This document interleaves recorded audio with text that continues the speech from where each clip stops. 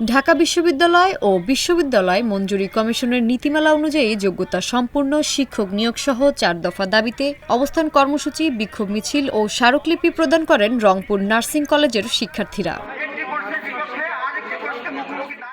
৬ মে মঙ্গলবার দুপুরে Rangpur nursing college ক্যাম্পাসে অবস্থান কর্মসূচি পালন করে সাধারণ শিক্ষার্থীরা। পরে একটি বিক্ষোভ মিছিল বের করে রংপুর মেডিকেল কলেজ ও হাসপাতাল ক্যাম্পাসের বিভিন্ন সড়ক প্রদক্ষিণ করে আবারও রংপুর নার্সিং কলেজ ক্যাম্পাসে এসে শেষ হয়।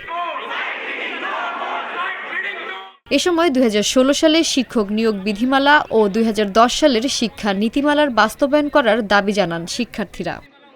ডিপ্লোমা নার্স যারা এসএসসি পাশকৃত ডিপ্লোমা নার্স তাদেরকে তাদের স্ব কর্মস্থলে ফেরত নিতে হবে এবং ইউজিসি অর্থাৎ স্ব বিশ্ববিদ্যালয় এবং বিশ্ববিদ্যালয় মঞ্জুরি কমিশনের নিয়োগ বিধি অনুসারে শিক্ষকদের প্রদান করতে হবে, যোগ্য শিক্ষকদের প্রদান করতে হবে।